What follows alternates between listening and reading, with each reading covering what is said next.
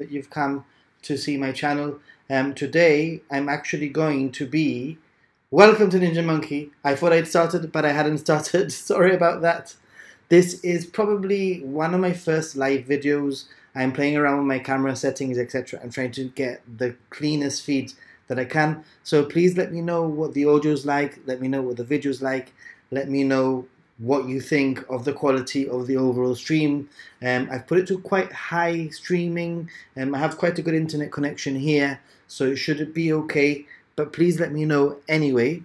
So today I thought I'd just kind of have a little chat about some of the places that I visited, some of the places I visited in Japan, basically.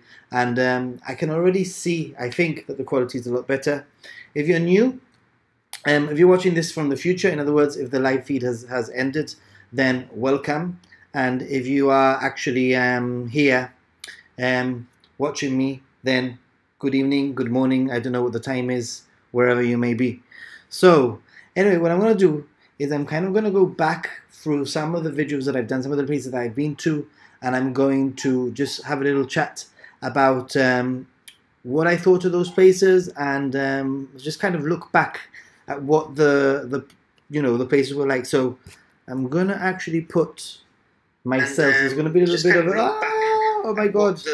I'm watching myself on the. So I'm gonna actually put. Oh, it's too loud. Myself. There's gonna be a little bit of. How do I change this? Okay, sorry. Okay, I'm gonna use my iPads for. Sounds good, but audio and video are not quite in sync. Audio and that's very strange.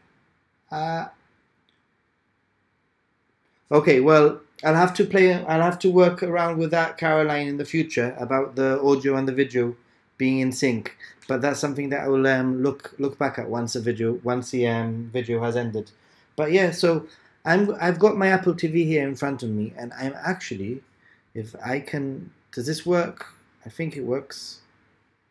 I want to allow my Apple TV. Ooh. And sorry for the technical difficulties, guys, but it's not as easy as it looks. And in fact, this is where I have to put my glasses on. So I don't know why on earth would my audio be out of sync. I have no idea whatsoever. Anyway, edit scenes. Okay, so I think I can make this bigger. You should be able to see. There we go. So I'm just gonna put this up, and I'm gonna go and I'm gonna play one of my older videos, and actually I'm gonna go to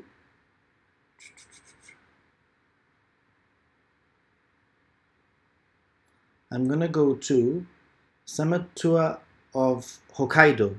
I went to Hokkaido last year, and I'm gonna actually go and look at one of my favorite ones, which was BA Hokkaido. And basically, I don't know if you can hear the sound. If you can even hear the sound of of the video, but basically, I went to a place called BA. I'm just going to move this out of the way just so that you can kind of see me a little bit. But I went to BA, and BA is in Hokkaido, and I was recommended that I go Pokemon or Fortnite. Well, actually, I haven't played Fortnite because I'm scared of getting too into it. But anyway, what I was saying is that BA is famous for this place called the Blue Pond. And it was absolutely incredible, the Blue Pond. And you'll be able to see now if I skim ahead on my YouTube video. Right, I go to the Blue Pond. I'll just pause there, and I'll play it. You can see the Blue Pond behind me, and the Blue Pond was truly incredibly blue. There's a reason why it's called the Blue Pond. And it's supposed to be like one of the most beautiful areas like in Hokkaido, and I was really worried about going to the Blue Pond because it had been closed like for a few months because of a snowfall, I think it was, or an earthquake or something like that. But they obviously they were able to fix the track to get to it, and I actually did all of this by cycling. I went with this cycling tour, which was incredible. I think it was called something like Cycling BA or anyway, it's in the description of the video, and they were really good. They drove me to the Blue Pond, and we basically started the cycle there. From there, we went all the way back to where the station is, the train station is. It was about, I think, 30 or 40 kilometers in total, which was quite a lot, to be honest. And I was a bit, I have to admit that I was a little bit of a cheat, because I decided to use like one of these. Actually, if I move this way, that's it. That's better. I decided to use one of these like motorized, battery powered, kind of assisted bicycles, and there's loads of them in Japan. You can get these bicycles, and basically it feels as if somebody's kind of giving you like a gentle push, especially when you go up a hill. So that was really nice. I think I would definitely recommend, if you're going to go on a cycling tour or you're going to cycle around anywhere in Japan that isn't quite flat, or is flat because you're feeling a little bit lazy, that you do try and find one of these sort of bikes. So yeah, so basically, if I carry on playing the video,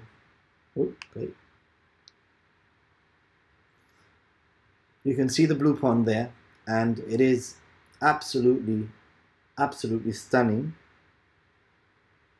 From which station does the tour start? Well, actually, it started literally, I think it was from BA station in Hokkaido, from BA station. The actual like hut where the tour starts is very close. It's like a 5-minute walk from the station, and they had lots of different options, and I went for the one that included the blue pond. In fact, funny story is that originally I was gonna actually like get my bike by myself. I was gonna do the tour by myself. I was gonna like rent a bike. I was gonna cycle to the Blue Pond, and then I was gonna cycle through some of the hills and get back all on my own. And I'm glad I didn't do that, because to be honest, it was absolutely crazy the amount of hills that I would have had to go up and down before I even got to the Blue Pond. So by the way, all the information about the tour is on this video, on the Blue Pond and Cycling BA Hokkaido Japan video that I did last year, and I totally recommend them. They were so good. The guy that took me around the Blue Pond and some of the hills, and I'll show you. I'm just gonna fast forward a little bit just so you can see how incredible the landscape of the Blue Pond or that area of BA is. I have to say, probably one of my favorite areas that I've been to in Japan, and I'd probably return. I want to return to this place. Some of these hills, as you can see, are absolutely stunning. And I was very lucky, because actually there was supposed to be like maybe 4 or 5 or 6 people on the tour, but for some reason they cancelled, and the guy from the tour basically honored the tour and just took me on my own. So I literally had a tour guide one-on-one by myself for, I don't know, it was 5 hours or something like that. It was really sweet. So definitely, if you're gonna go to Hokkaido, especially in the summer is a really good time to go to Hokkaido, because in the south, in like Tokyo and Shikoku and Kyushu, especially Kyushu, it's really hot and humid, really humid. And in Hokkaido, it's a lot cooler. I'd say maybe 5 or 6 degrees cooler, and those 5 or 6 degrees make a big difference. So if you're worried about going to Japan in the summer, then I really recommend doing Hokkaido. I was a little bit apprehensive at the beginning, but yeah, I decided to do Hokkaido, and I want to go back because it was stunning. It was so beautiful. Um, and yeah, I'd say looks more like Europe than the rest of Japan. I think so. You know, it was. I'll play a little bit more so you can see. Um, there's me cycling, and the tour guide cycled behind me a little bit, and that was with my drone, and I actually crashed my drone into that tree there, and it was like literally I think it was like the first or the second time that I used a drone, so I was like really worried that I'd broken it, but I hadn't, and I had loads of fun with the drone actually here. As you can see, the fields are incredible, really beautiful fields, and like I said, I can't rave enough about this place because Hokkaido is just really stunning. Guys, what's the quality? Is there quality holding up? I don't know. Let me know. Can you hear me? Am I in sync, etc.?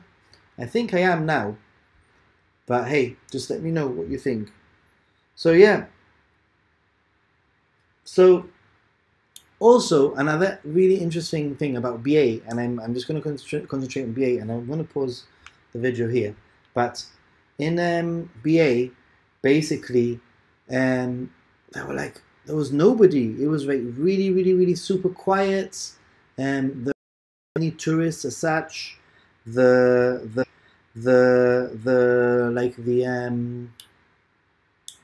roads were really quiet, and I think that if you're gonna like drive in Japan and you're kind of worried about driving in Japan, maybe Hokkaido might be the place to start or to do the driving, because there are hardly any cars in the roads, as you can see. So this was actually a farm that I went to, and the farm, basically, Hokkaido is famous for its dairy products. So I had some milk, and you can see me get like super excited. Looking back, it's a little bit cringy, but you can see me get super excited about having some milk. And I tell you something, now I want to have like a glass of milk. I think I'm going to have a glass of milk or something before going to bed. But that might have been the best, if not one of the best, like, milks, if that's even a sentence, that I've ever had. It was just stunning. So good. Seriously, Hokkaido dairy products, fantastic. So yeah, and I think that you can get some. This was with my drone. You can actually get some really good views. You know, you can see how beautiful. Look at that. It looks like we're in, I don't know, Switzerland or something like that. It doesn't feel like Japan, does it? And that was my guide. He was so cool. And I really do recommend, like I said, that you do, what was it called? BA bike tour, something like that. Yeah, bicycle tour BA. They have a Facebook group also, a Facebook group that you can find. And I would suggest that if you're thinking of doing a bicycle tour, which I recommend, totally recommend, is that you that you do actually book in advance. You wouldn't want to be disappointed. It's not like the kind of place that you would just turn up for a bicycle tour, you know? So, hey, I can see the 6 people watching me. By the way, I've connected my my proper camera to my computer, and I think the quality is a lot better. Although the only thing that I'm worried about is the battery life of my camera, so I have a second battery somewhere just in case it disappears.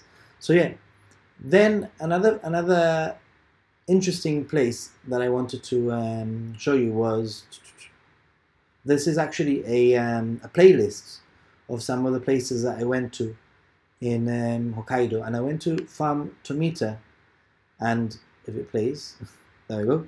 Right, and Farm Tomita is really famous for its lavender. And I had read all sorts of things about lavender. I'd read about there being lavender ice cream and lavender drinks, and about being like a really incredible place for lavender. And I actually stayed. I didn't stay. Did I stay here? Yes, I actually stayed in Furano for 2 nights, and I did a day trip to BA for one of the days, and then I came back to Furano, and you can see there all the lavender, and the video just gets better because the forget about the person, forget about me. The place is just incredible. It's stunning. So you can, I'd say that you could. Probably good morning from Sydney. Wow, Sydney. It's I'm in Gibraltar and it's good night. It's actually nearly 10 p.m. So thanks, Kerry, for the good morning, good evening here. But I was saying that if you're gonna go to BA, the video from before, you can actually stay in Furano and get a train. I think it's like 45 minutes or an hour to get to BA. But if you can drive, if you want to drive, I probably recommend that you try to find some accommodation in BA, because BA was nicer and quieter and more rural than Furano. Furano is really nice because, as you can see, I'll pause there, but as you can see, the 6 a.m. wow. As you can see, the lavender fields, the lavender places, they're just absolutely gorgeous, really beautiful, and really worth visiting and going to see. But I think that BA is more like country, more like rural farms, and I read that you can stay on farms.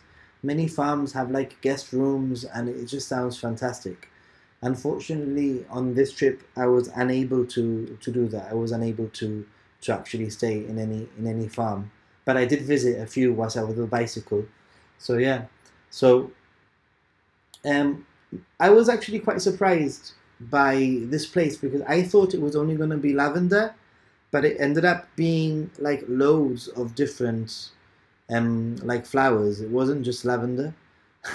And I can remember the mosquito bites. I'm having some flashbacks of the mosquito bites.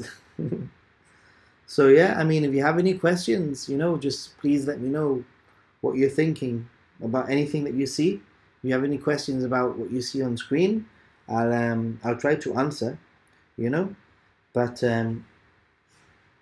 But yeah, in this case, I wasn't cycling.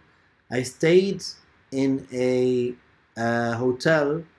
I think it was called like Neuralex Hotel, something like that, very close to the farm Tomita, and then I got like a train. I think it was like a 20-minute train or something like that. But as you can see, as you can see, and you can go on yourself and you can check it out yourself. But as you can see, it is a stunning place, and if you do want to watch this video and comment, I'll comment on this video myself. So yeah, I mean, only 2 people now are watching me, but I guess when people are waking up at 6 in the morning to tune in, it's kind of difficult. Yeah, actually, looking back, I think this video has quite good quality. Sometimes I need to look back at my videos to kind of, remember what it was like, and also remember, like some of the shots that I've taken, I've quite liked. That was with the drone. In fact, there was a big sign saying that you weren't allowed to fly a drone, and so what I did was I didn't fly inside. I walked quite a bit far away from the farm. Actually, you can see that I'm really far away, yeah? And so I'm flying over. I don't fly over, I fly nearby, and I just kind of zoom in, So yeah, like I said, Hokkaido is pretty neat, pretty cool, pretty nice place to visit. And I'm gonna put just one more video, and then I think I need to start thinking about bed or sorting myself out for bed, and that is Noboribetsu. Mm. You see, I was a little bit disappointed, to be honest, about Noboribetsu, because Noboribetsu, I'd read, was supposed to be one of the best, one of the better, like sort of like places for onsen. And if you've been following my channel, you probably know that I'm a little bit of an onsen freak. I'm an onsen aficionado. I love onsen. I love baths. Hey, welcome. But basically, I was a little bit disappointed because it was just super, really, really crowded with people. And I like my onsen to be sort of just quiet, and I don't mind talking to people when I'm in the onsen, obviously. But I don't know, there was something about Noboribetsu. Perhaps it was just too many tourists and very, very crowded, and therefore it just wasn't working for me. I mean, it's not that I wouldn't recommend that you go, but I just think that there are many, many places that are far better. And again, I use a drone here so you can really see the hot, like the hells that are around. That river is like boiling water. It's scary, really, if you think about it. But yeah, I remember that after this, I went to this sort of big hell. I hiked to it, actually. It was like a good 40 minutes, 45-minute hike to it. And I left my drone in the hotel, and I was really, really disappointed. Hey. Because the place was just stunning. Like, actually, that's the place there right now. That place had this. It was just really quiet. There was no one there. It was like a big, like round sort of lake with a big, like geyser. Is called? Is it called a geyser? I'm not very sure. Yeah. So Caroline, I liked the Hell Valley. Didn't go to the onsen. Yeah. So Caroline, I think that I would definitely recommend going to the Hell Valley. The onsen, you can see some pictures there, was good, but I've had better, is basically what I'm saying. I've had better. But I love onsens, and I love onsens with character, and I love onsens that are quiet, and I love more traditional onsens, and this I felt was quite commercial. Perhaps there are onsens within the onsen complex that are a little bit quieter, but one of the things that I do think that that I did like about Noboribetsu was the amount of sort of like these crazy, scary, like not goblins, like demons. This sounds really weird. That there are demons that line the streets, like these statues. I think actually that in the video, it's like a factory. Totally, it's like a factory. But yeah, like in the video, if I fast forward a little bit, well, that's the lake kind of thing that I'm talking about. I mean, it's just stunning. That place was really, really, really, really, really cool. But yeah, there's all these like scary demons. Where am I? Ooh, maybe now. There we go. So yeah, there are these like statues of demons all around the place, and basically, I like that. I thought it was quite cool, to be honest. And other statues also, not just demons. And it's weird, I haven't said the word demons so many times in a sentence. But yeah. So Noboribetsu, I think, as Caroline has kind of mentioned, I think, are they called Oni? Maybe there's one there, maybe. But maybe I would recommend, like as Caroline has said, that you can go for the day. Like just check out the hills, check out the volcanic thing, and you can actually go and do onsen as a guest of a like a ryokan, of a hotel. So you don't actually have to stay there the night. I guess that staying the night though was quite nice because it got a lot quieter, and actually I was during the summer they do this hanami, which is like a fireworks sort of display all around Japan. They do hanami, but in this case they did a special hanami, and it's near the end of the video, so I'm just gonna like fast forward a little bit. There we go. And these people were dressed up like demons, and they came down from the steps. Basically, why isn't it playing? Oop.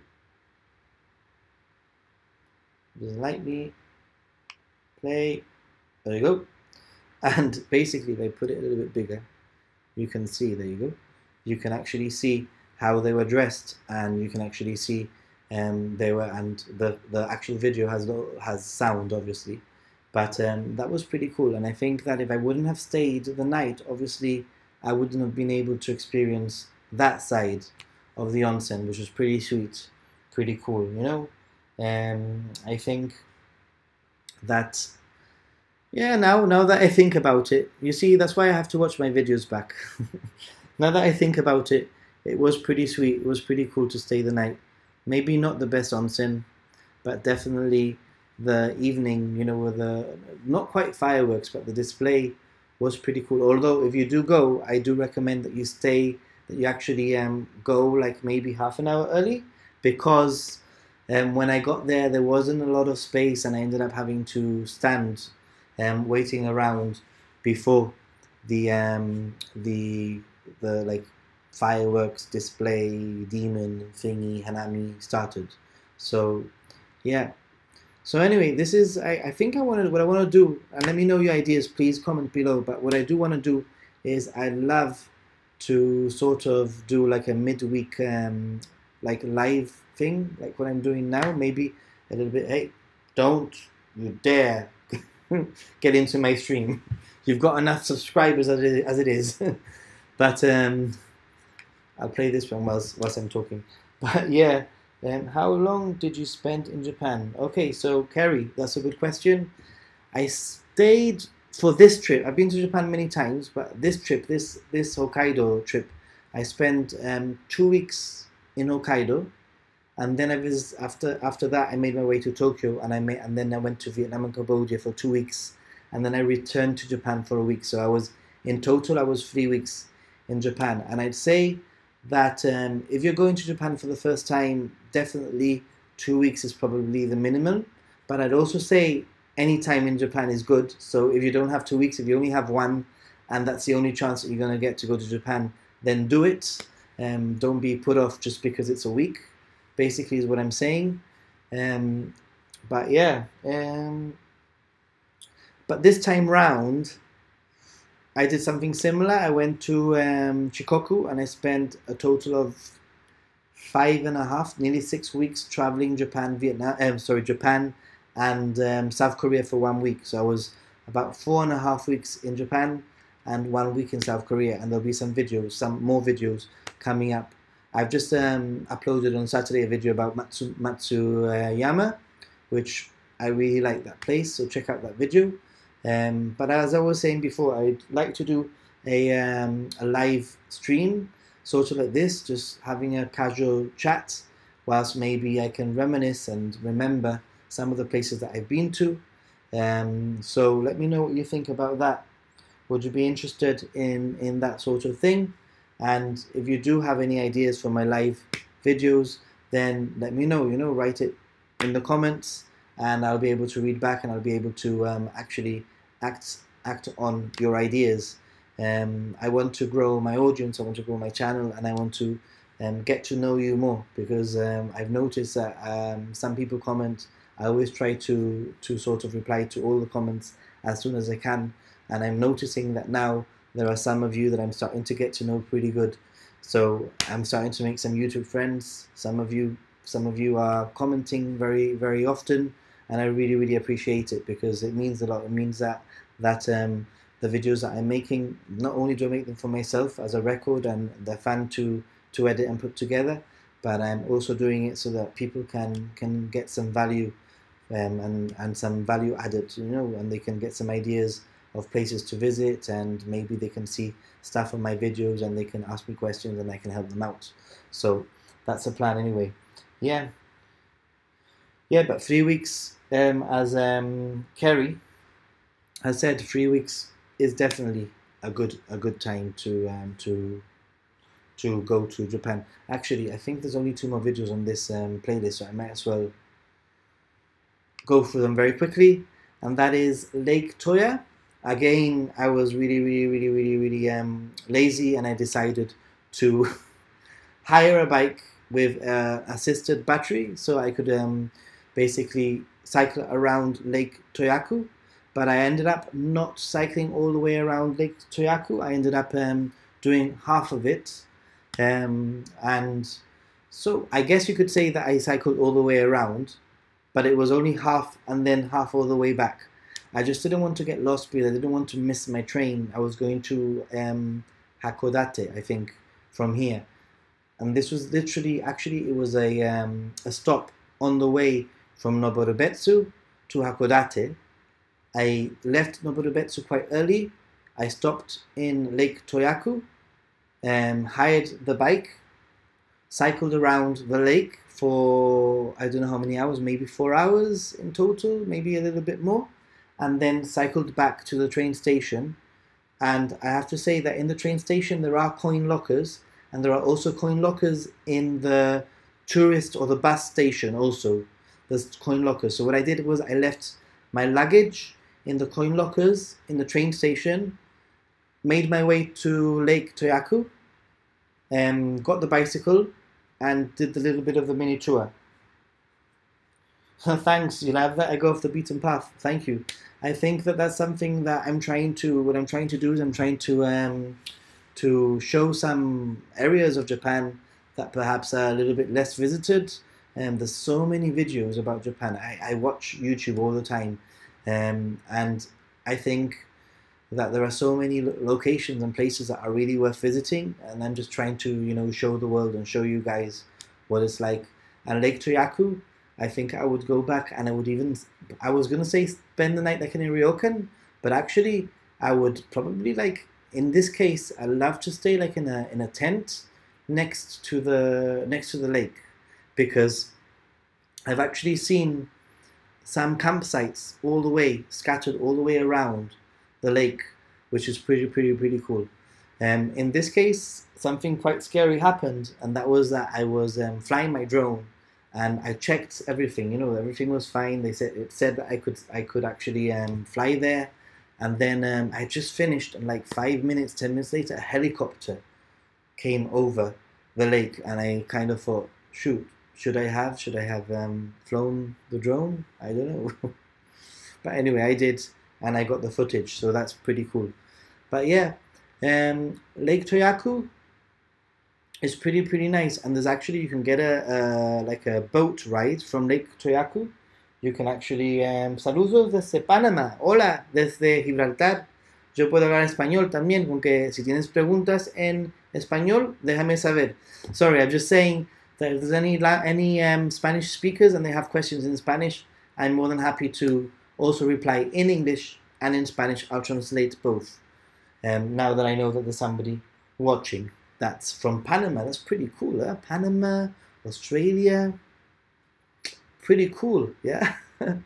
So yeah, in this case, I was saying that you can get like a ferry that takes you around the lake, and that's probably the easiest way to see the lake, But I decided that I really wanted to cycle around. I don't know, there's something about cycling in Japan, especially in Hokkaido, that is special. I think that is really definitely worth getting a bicycle, especially if you've got enough time, and you can make time. In this case, like I said, it was on the way to Hakodate, and I stopped, and I actually did a little mini tour all the way around. So that's actually the bus station that you can see. Where am I pointing? There. And I was waiting for the bus to get back to the train station. I have to admit that this wasn't the easiest journey. It wasn't super easy to get to Lake Toyaku, but it wasn't impossible either. I think with a little bit of forward planning, you can kind of figure out what buses you need to take, and you're fine. It's not difficult, but you do need to plan ahead, especially when you're going to go a little bit off the beaten path, like I did in this case. Obviously, if you're actually doing any driving, then even better, because you can actually get to these places. And then I went to this place called, what was it called? Does anybody know? Okay, I cycled around Lake Kawaguchiko. One of the best days of my life. Wow, Caroline, now I'm gonna have to go and cycle around that lake. Thank you very much for giving me that idea. But yeah, it's cool. I really love it when viewers are telling me basically of places that they've been, because it gives me some really good ideas of places that I can visit in the future. And I'm already thinking about going back probably in April and doing some more onsen and that kind of thing. I'll be traveling in about a month's time. I'm going to be going to London, so you can expect some vlogs in the future, London-based vlogs too. But this place was called, what was this place called? I've gone blank. Does anybody know the name of this place? It's called Otaru, that's it. It's called Otaru. Sorry, I had forgotten, so I needed to remember. It's called Otaru, and Otaru, yeah, Otaru, Caroline. Otaru is basically, I really liked Otaru because it was a really easy day trip from Sapporo. I'm talking about 45 minutes on the train from Sapporo. And the train ride to Otaru is absolutely stunning. It goes by next to the coast. It's really, really beautiful. Somebody was sitting next to me that was from Otaru, and she was really, really friendly, really, really nice. And she actually recommended a place for me to have a coffee. So I kind of made that a goal to find this place that she mentioned, because I love it when locals give me tips. Actually, the place I don't think existed anymore, or it changed owners and the name had changed. But I ended up finding the place, and it was pretty sweet, pretty nice. Yeah, but you can see Otaru just feels completely different. It doesn't look like you are in Japan. It feels like you're, obviously everything is Japanese, so you know you're in Japan. But it feels and it looks like you're more like in sort of Europe, maybe. I don't know, Amsterdam. I haven't been to Amsterdam yet, but yeah. And one of the things that Otaru has, which I recommend, is they have this. They make these.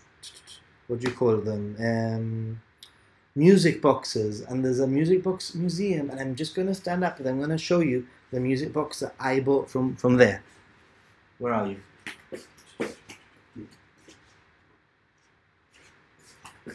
Okay, so I got, this is a music box, and I just got it because it's kind of, I don't know if it's going to even focus or not.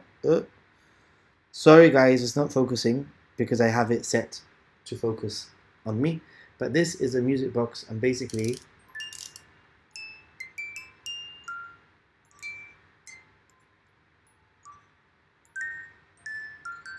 I don't know where the microphone is, but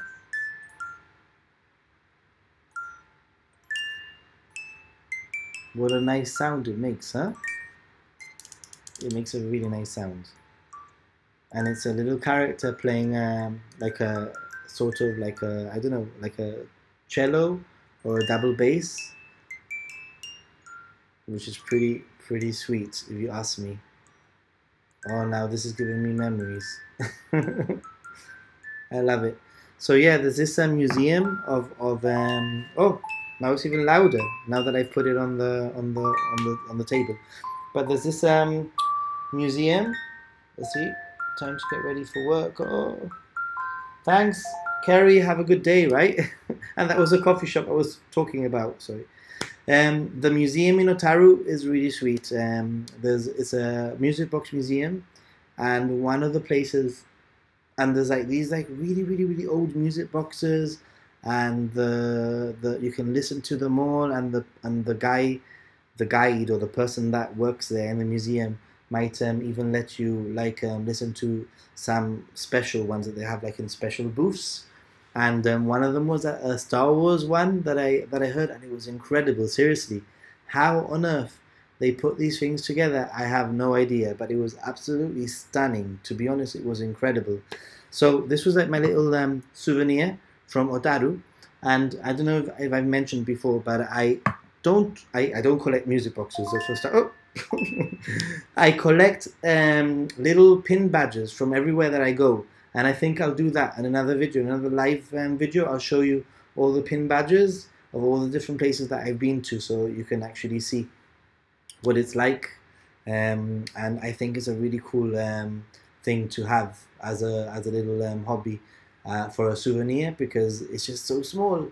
It doesn't take up any space, and it's a really great memory. And everybody always asks, "Where's that pin from? Wow, your pin!" And I put them on some of my bags, you know, that I when like my work bag or whatever, and I always have comments. So that's pretty sweet, I think. Yeah. So yeah, I think that, I mean, obviously you can watch any of these videos yourself, but Sapporo, and I'm gonna finish here on Sapporo. Sapporo is a really nice city. It's quite big, but not like crazy Tokyo big. I wouldn't say that the transport system is as extensive as a city like Tokyo, but I did walk around quite a lot, and I did use the bus system quite a lot. And the Sapporo Tower is pretty sweet. And in the summer, they have these beer gardens that are incredible with Genghis Khan, I think. The food, it's like barbecued lamb. It's a little bit like yakiniku. No, not yakiniku. Like, what is it called? Like Korean barbecue. Yakiniku, yeah? Yeah. Like Korean barbecue, but with lamb. And in this video, some of the Japanese locals that were there actually gave me a hand and explained what I had to do. But it was super delicious, and I had it a few times. Also, it was really cool to have some proper Sapporo beer from there, just from Sapporo. It was incredible. I had to go to the Sapporo beer museum. It was stunning. Like, the way that the whole museum worked was incredible. Like, they sit you down like in this theater, and they show you this huge screen. The whole wall is a screen, and they basically show you this presentation about the history of beer in Japan and the history of Sapporo beer factory thingy. And it's also in English with English subtitles. Really, really, really well done. Anyway, and then all of a sudden, the thing ends, and the wall where you've just been watching, like the screen, opens up completely, and you can see the room where the big beer thing is, where they brew the beer. And it's just crazy, because you're like, one moment you're just watching and hearing about the history of the beer, and then the next moment you're sitting down, and then the tour starts basically, and from there you're free to sort of explore the area. And I just loved how unique that was. You know, it really caught my attention, and it really impressed me. I haven't quite been to a museum like that where I've seen something like that happen. So yeah, Sapporo was a nice city, but it's nothing like a city perhaps in Honshu or Shikoku or Kyushu or anywhere else in Japan, because it doesn't have many Shinto shrines or temples. I went to one, and it was quite far off. It wasn't close by. So it has a different feel. I think the streets are much wider. I feel that also like, I don't know, people were very friendly. I mean, they're friendly everywhere, obviously, but yeah, I mean, Sapporo was definitely different vibe, definitely more, in a really weird way, Scandinavian. I want to say Scandinavian. I don't know why I want to say Scandinavian, but yeah. So anyway, I think I'm gonna have to stop the video there. I just wanted to play around, like I said, with live streaming, and hopefully I get better at this. maybe this isn't the best live stream ever, but I hope that some of the insight and some of the information that I've given you is helpful, and I hope also that the quality has improved on the last one that I did, and I hope that the audio and the video are both in sync. Please let me know. And like I've said, if you have any questions about anything that you've seen, let me know in the comments so that I can answer them. If you liked any of the little snippets that you've seen today, then please go back to one of my playlists, like the Hokkaido playlist. Check out some of my older videos and comment there so that I can give you some insight and information about those places if you're interested. And if you're not a subscriber, then you might be interested in subscribing and checking out some of my future videos. If you do that, you can hit the little bell ding dong notification button to keep up to date. And always thumbs up, and if you haven't thumbed up the video, then please thumb up now. It really does help, and it only is like 1 second of your time and effort. So yeah, I think I'm gonna have to stop there, guys and girls. Morning, evening, good afternoon, good night. I sound like the Truman Show. Good night. See you, bye.